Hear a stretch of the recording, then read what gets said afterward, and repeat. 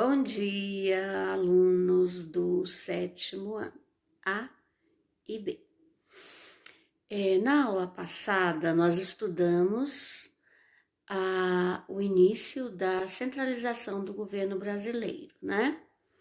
Vimos a divisão em capitanias hereditárias e depois a criação dos governos gerais, né? Governos gerais. Hoje, a gente vai estudar o período de colonização do Brasil, que foi quando os portugueses começaram primeiros, né? Vimos que o primeiro governador-geral foi Tomé de Souza, o segundo Duarte da Costa e o terceiro Mendes Sá. E tudo que aconteceu durante esses três governos. E inicialmente escravizando os índios para trabalhar na lavoura da cana-de-açúcar e posteriormente trazendo os africanos esses que foram trazidos escravizados para o Brasil.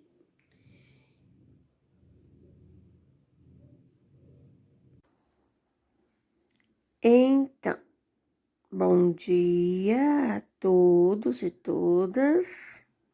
Hoje nós vamos estudar as câmaras municipais, que eram o centro do poder na época em que passou a existir cidades no interior do Brasil, as chamadas cidades coloniais, ou seja, cidades criadas no tempo que o Brasil era uma colônia de Portugal, sendo que a nossa querida Rio de Contas é uma destas cidades.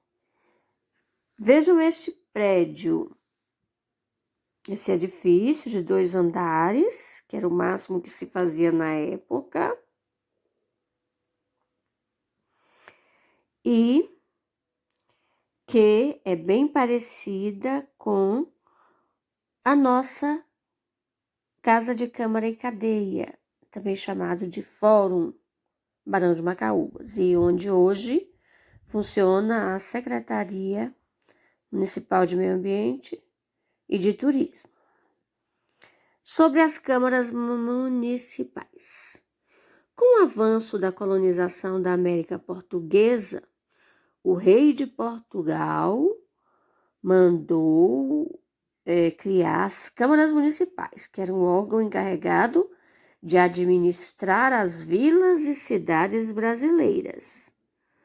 Os vereadores das câmaras eram eleitos entre os homens bons da cidade, sendo que este termo homem bom significava, na verdade, pessoas com riqueza e prestígio social, a exemplo dos grandes proprietários de terra e dos grandes comerciantes. Sobre a economia colonial. A economia, na época que o Brasil era uma colônia, era baseada na produção de cana-de-açúcar. Este foi o produto escolhido para fixar os colonos no Brasil.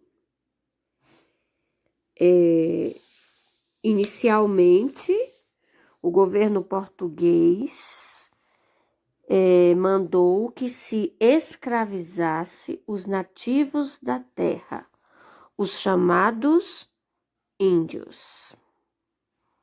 Porque Pedro Álvares Cabral, quando chegou aqui, achou que estava chegando na Índia. E esse termo dura até hoje. Os povos nativos da América, são chamados até hoje de povos indígenas.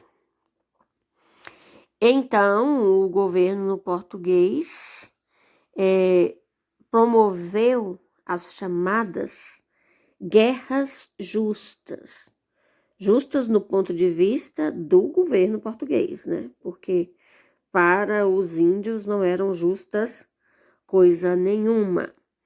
Então, vários portugueses vinham ao Brasil para colonizar os índios, fazendo com que eles se tornassem escravos e trabalhassem principalmente na produção da cana-de-açúcar.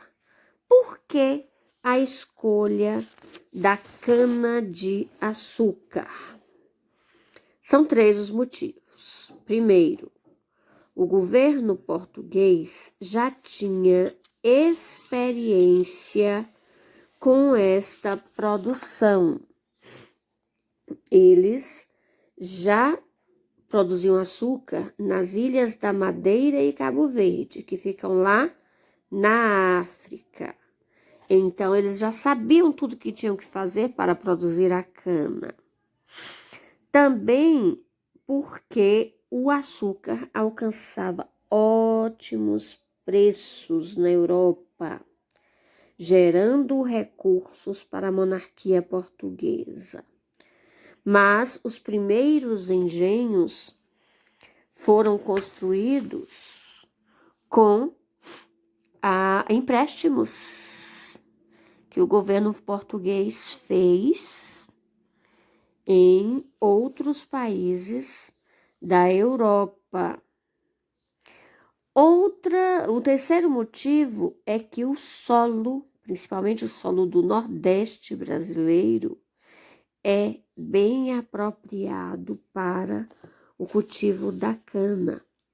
É chamado de solo de Massapê.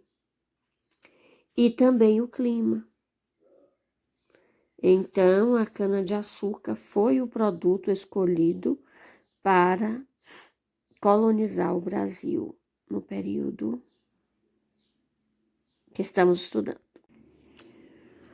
Na passagem dos séculos 16 para 17,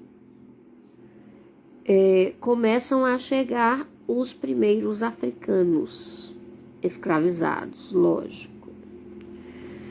Eles vinham principalmente de Angola e de Moçambique, que são hoje países africanos. Naquela época eram regiões, né?